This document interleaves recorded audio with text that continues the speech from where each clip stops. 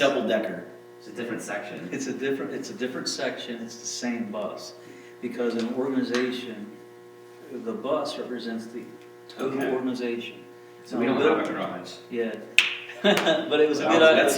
That's not being excellent. If you're a bus driver and you only got one bus, there's a problem. Well, being man. excellent is making sure you have the right people in the right place. That's hard. On the bus. That's So hard are we trying to get rid of these people that don't belong? From a non-church setting, yes. Okay. You would want them out of the organization. Okay. Okay. But then these are people like, dude, you really don't fit here. Like you're sexually harassing somebody in a business, I'll give you a case right? when we had a nurse. That's kind of what we're thinking, right? Yeah. Like, Okay, that's where I'm You're kind thinking, of like... You're thinking like personality problem or something. Yeah, but this is like, because what he's reading, it's coming from a very business-minded approach. And if someone's sexually harassing coworkers, they gotta go. Because in a church setting? Same way. Same way. I mean, if they're a leader... You were thinking from the aspect of like... If they're a leader in the church... Heads. If they're a leader in the church... and they're caught in that kind of thing, yes, we're supposed to restore them. Embezzling or something. But they can't be in a leadership position. That's like when I went to a certain church, and I won't mention any names either. The youth minister there at the time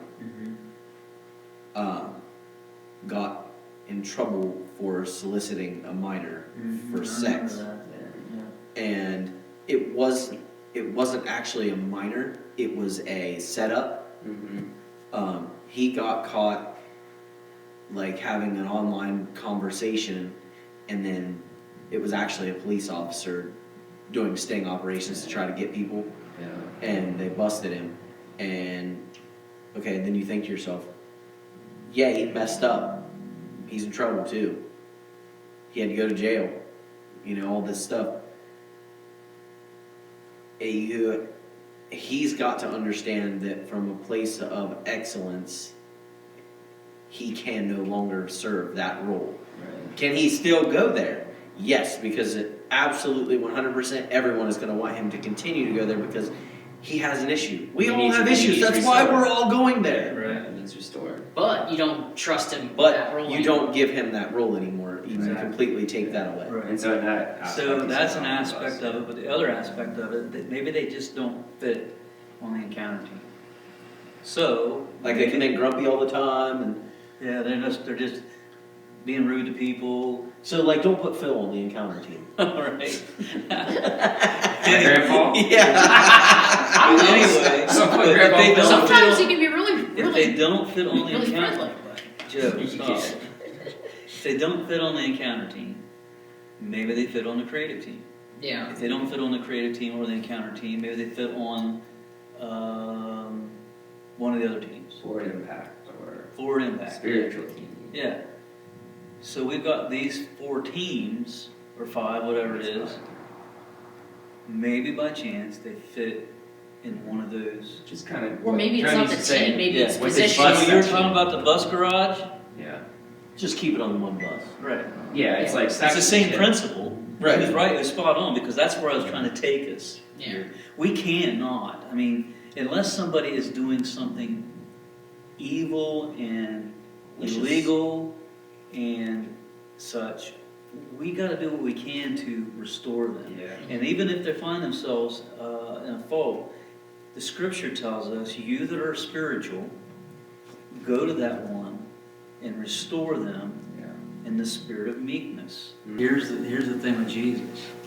Jesus would, when he went and he found the young lady, the prostitute or whatever that was being stoned by these men. Yeah. Right? Mm-hmm. The story is he went down, he wrote something down in the sand, and when he raised up, they were gone. And he asked them before that, those without sin throw the first stone. The first stone. So they were gone. Mm-hmm. And when he got up, they were gone.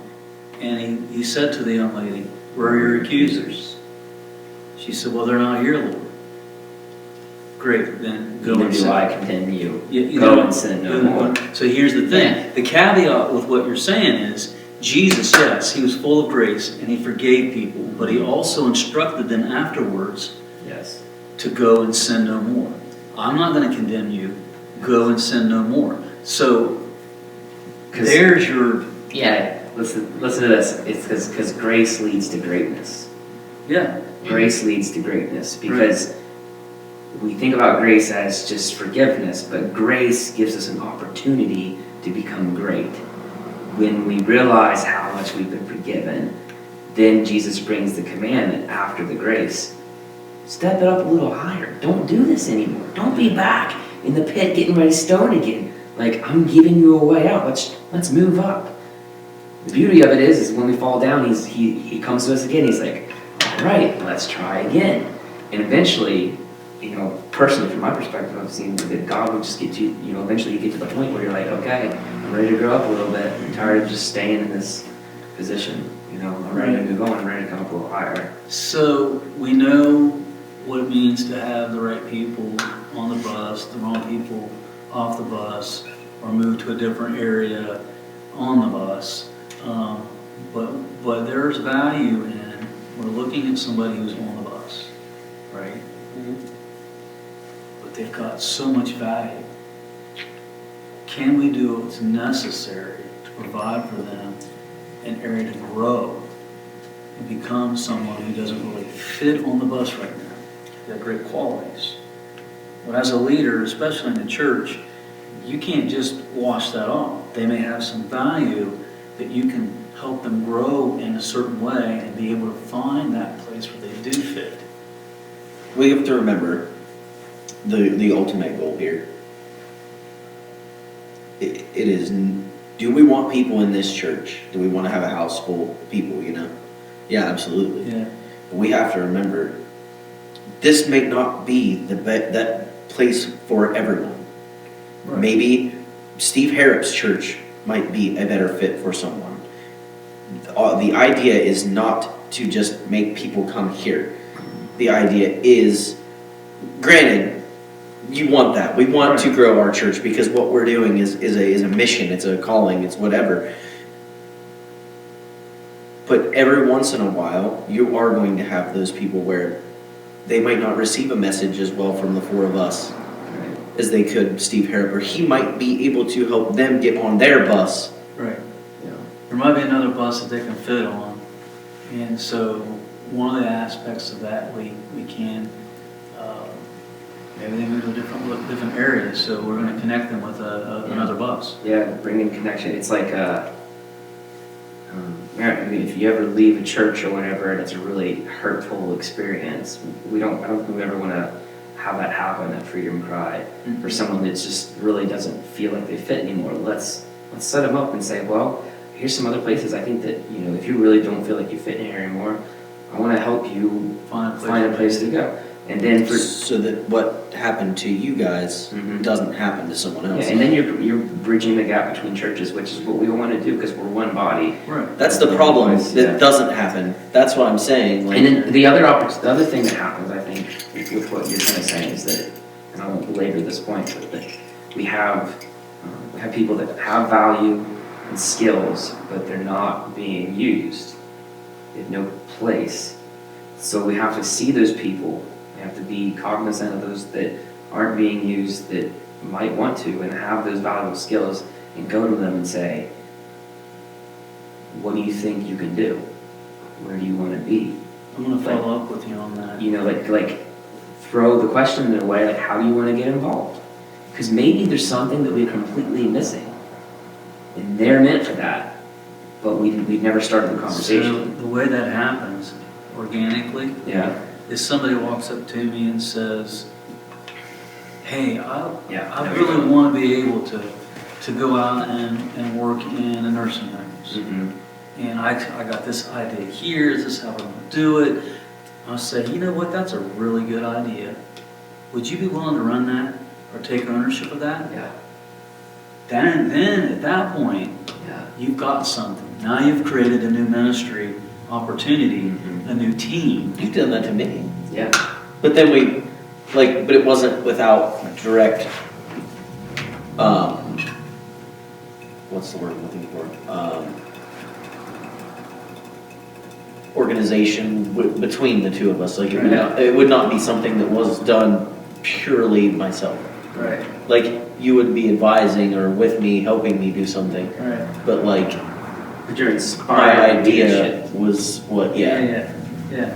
Yeah, like same thing with like your back with the BAF Foundation, like you guys came up with that idea and like, yeah. That's Alex's thing. Yeah, but still, like, yeah, she came up with the ideas, like, okay, well, you lead it, you know, you come up with like the plans and you know, what it Well, means the and all that people stuff. I help with it, but I want her to, Well, absolutely. Right. because it's something, I can't, like I said, I can't, it's not something I don't wanna do, but It's a lot, man. she wants to run in and do all this stuff, and I'm just like, babe, listen, you are my 100% have my support and help if you need it, Yeah. but like, something I need to be doing is stepping back and being able to do things that I need to do too. Sure, absolutely. Yeah. And it's perfectly fine for you to be that, because you're supportive in that situation. There's things that are involved with our local church that, can I do it? Well, yeah.